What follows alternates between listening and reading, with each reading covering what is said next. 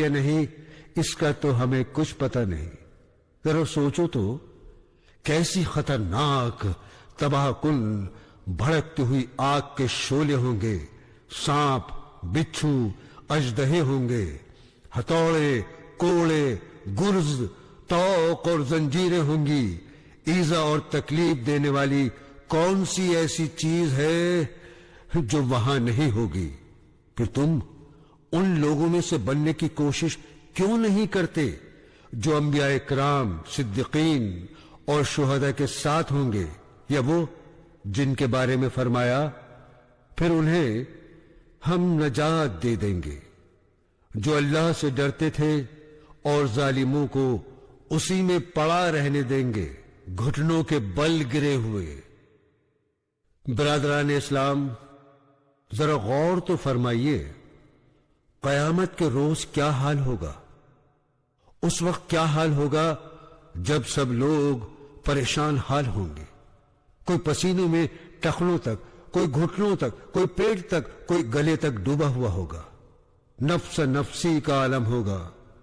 ہر شخص اپنے فکر میں لگا ہوگا. مجرمین پر تاریکی چھا جائے گی. شعلہ مارتی ہوئی آگ گھیر لے گی. وہ تباہی اور ہلاکت کا یقین کر لیں گے. لوگ گھٹنے کے بل بیٹھ جائیں گے. ایک پکارنے والا پکار کر کہے گا، فلاں بن فلاں کہاں ہے، جس نے دنیا میں امیدوں اور آرزوؤں اور خواہشات کے سہارے زندگی گزار دی، بدعملی، گناہ اور نافرمانیاں کرتا رہا. لوہے کے ہتھوڑوں سے اس کو ماریں گے، برا بھلا کہیں گے اور سخت عذاب کے لیے گھسیٹ کر لے جائیں گے اور جہنم میں یہ کہہ کر ڈال دیں گے، لے اس کا مزہ، تو بڑا معزز اور مکرم ہے نا. وہاں طرح طرح کے عذاب ہوں گے. وہاں سے خلاصی کا کوئی راستہ نہیں ہوگا. تباہی اور بربادی سامنے ہوگی. چیخیں گے، چلائیں گے، دعائیں مانگیں گے، وعدے کریں گے، لیکن سب بے سود. اور جواب ملے گا، دھتکارے ہوئے اسی میں پڑے رہو اور مجھ سے بات مت کرو. دوستو، ہر طرف آگ ہی آگ ہوگی. اوپر نیچے، دائیں بائیں، آگے پیچھے، ہر طرف وہی ہوگی. کھانا بھی آگ کا، پانی بھی آگ کا، لباس بھی آگ کا، بستر بھی آگ کا، ان کے کپڑے، سب کچھ آگ کا. زیادہ گرم اور آگ کو بھڑکانے والا بن جائے گا ہر کپڑا. آگ میں بےتاب اور بیزار ہوں گے. ہانڈی کی طرح پک رہے ہوں گے. منہ سے چیخ و پکار اور ہلاکت و بربادی کی بد دعا کرتے ہوں گے. پیاس کی وجہ سے جگر شق ہو جائے گا. روتے روتے آنکھیں بہہ کر رخساروں پر نکل پڑیں گی. چہرے کا گوشت ختم ہو جائے گا، کھال پک جائے گی، لیکن یہ ان کو عذاب مستقل ہوتا رہے گا. ارشاد باری تعالیٰ ہے، جب کبھی ان کی جلدیں پک جائیں گی، ہم ان کی جلدوں کو بدل کر دوسری کر دیا کریں گے تاکہ وہ برابر تازہ عذاب چکھتے رہیں. تو دوستو بتلائیے، اس وقت کیا حال ہوگا جب چہرے جل کر کوئلہ ہو چکے ہوں گے، آنکھیں اندھی، زبانیں گم ہو چکی ہوں گی، کمر ٹیڑھی اور ہڈیاں ریزہ ریزہ، کان ختم، کھال ٹکڑے ٹکڑے ہو چکی ہوگی. ہاتھ گلے میں باندھ دیے جائیں گے، چہرے کے بل چلیں گے، لوہے کے کانٹے آنکھوں اور منہ میں لگ رہے ہوں گے، سانپ بچھو ڈس رہے ہوں گے. ایک ایسی وادی ہوگی جس سے جہنم بھی روزانہ 70 مرتبہ پناہ مانگے گی. دوستو، جہنم میں ایک کھائی کا نام ہاویہ ہے. وہ اتنی ہی گہری ہوگی جتنی خواہشات ہوتی ہیں. جیسے خواہشات کی کوئی انتہا نہیں، اسی طرح اس وادی کی بھی کوئی انتہا نہیں. وہ نہایت گہری وادی ہے. ہر شخص کو اس کے گناہوں کے اعتبار سے سزا دی جائے گی. جس شخص کو سب سے کم درجے کا عذاب ہوگا وہ ہوگا جسے آگ کے 2 جوتے پہنائے جائیں گے جن سے اس کا دماغ ہانڈی کی طرح پکے گا. بھلا جس کو سخت عذاب ہوگا اس کا کیا حشر ہوگا؟ دنیا میں آگ میں انگلی ڈال کر اندازہ کر لیجئے کیسی تکلیف ہوتی ہے۔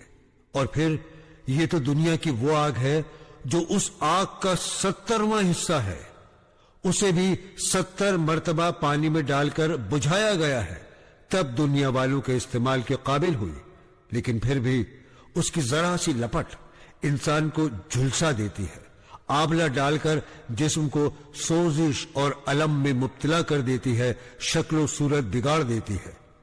جہنم نہایت شدید، سخت اور خوفناک اور ایسی گرم ہے کہ اسے خود پروردگار عالم سے اپنی شدت حرارت کی شکایت کرنا پڑی اور اسے گرمی کم کرنے کے لیے 2 سانسیں لینے کی اجازت دی گئی۔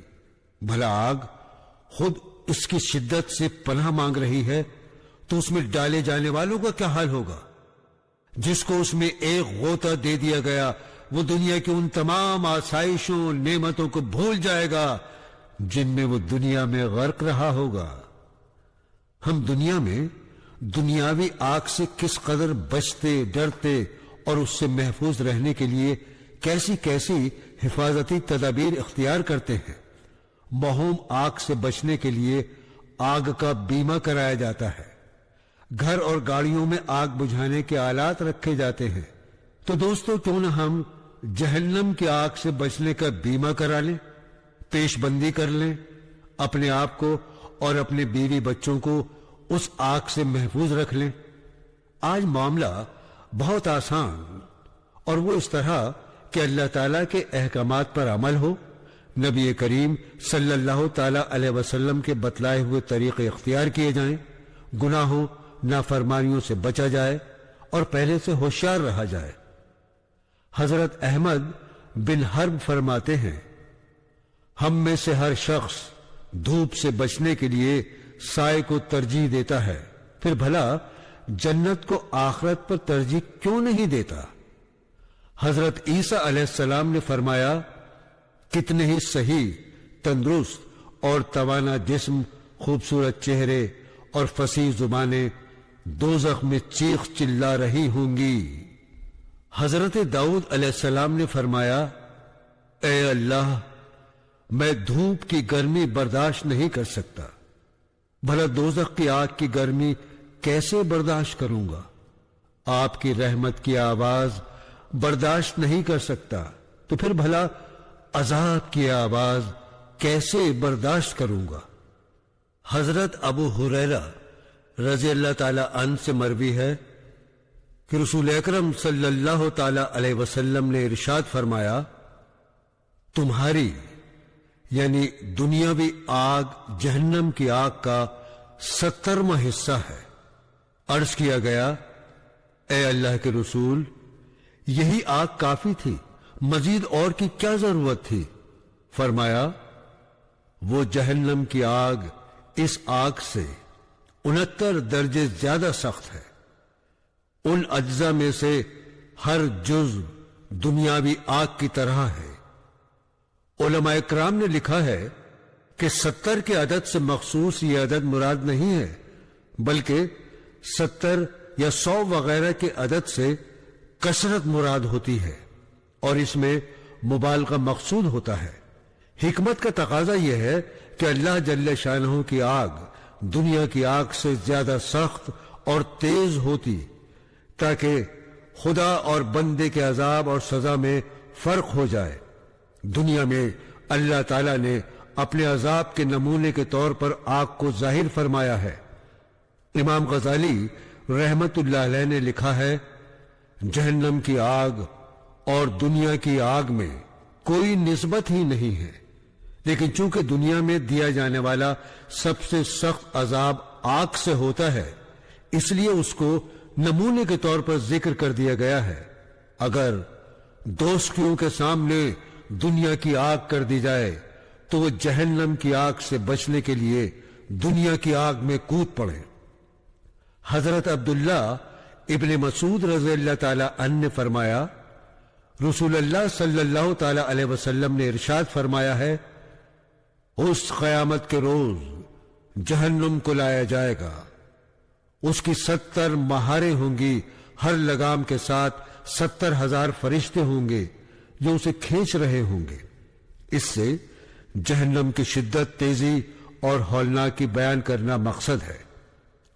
حضرت نعمان بن بشیر رضی اللہ تعالی عنہ نے فرمایا، رسول اللہ صلی اللہ تعالی علیہ وسلم نے فرمایا ہے، دوزخیوں میں سب سے کم درجے عذاب والا شخص وہ ہوگا جسے آگ کے 2 جوتے اور تسمے پہنائے جائیں گے، جن سے اس کا دماغ اس طرح پکے گا جس طرح ہانڈی جوش مارتی ہے۔ وہ یہ سمجھے گا کہ اس سے سخت عذاب کسی کو نہ دیا گیا ہوگا، حالانکہ وہ ان میں سب سے کم درجے عذاب والا ہوگا۔